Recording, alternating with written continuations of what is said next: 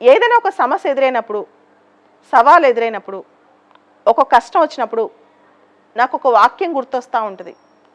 Straight roads do not make skilful drivers.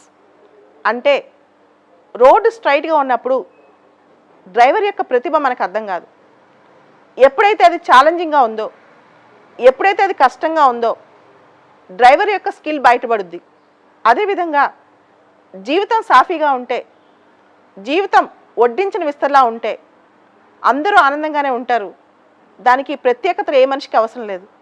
కానీ అదే జీవితం సుడిగుండాలుగా, కష్టాలుగా, కడగలుగా ఉన్నప్పుడే దానిలో నిజమైన ఛాలెంజ్ మనకుంటుంది. అప్పుడే మనం స్ట్రాంగ్ పర్సనా లేదా మనకు అర్థమవుతుంది. జనరల్గా మనం వింటూ ఉంటాం, సామాన్యంగా మనుషులందరూ గుంపుతో పాటు బతికేస్తారు, కానీ కొంతమంది మాత్రమే ఎలోన్గా ఉంటారు. చాలాసార్లు మనం వింటూ ఉంటాం, సింహం సింగిల్గా వస్తుందని చెప్పి. ఒక క్రౌడ్లో సామాన్యంగా కొట్టుకుపోయే కన్నా మనమే ఎందుకు లెజెండ్ కాకూడదు? ఒక చరిత్రను ఎందుకు సృష్టించకూడదు? రోజు ఒక కొత్తదనంతో పోరాడుతూ ఉంటే ఖచ్చితంగా చరిత్రలో గొప్పగా మిగిలిపోతాం.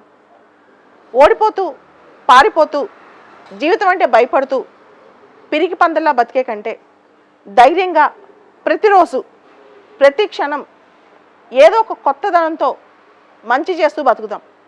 కొన్ని సందర్భాల్లో మనకి ఎంత ప్రయత్నించినా, ఎన్ని నిర్ణయాలు తీసుకున్నా, ఏ పాత్రలో వెళ్ళినా వైఫల్యం పొందుతూ ఉంటాం. మనకి సక్సెస్ వచ్చిందనుకోండి, మనం గ్రేటే, తప్పేం కాదు. మనం గ్రేట్ అని అందరూ ఒప్పుకుంటారు.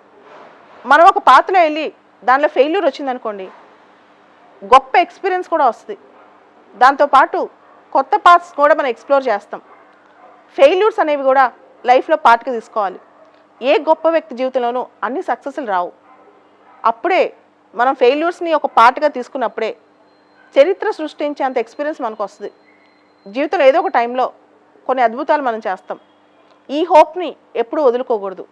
మనం ఖచ్చితంగా మనకు మనమే కాదు, ఈ ప్రపంచానికి కూడా ఒక లెజెండ్ అవుతాం.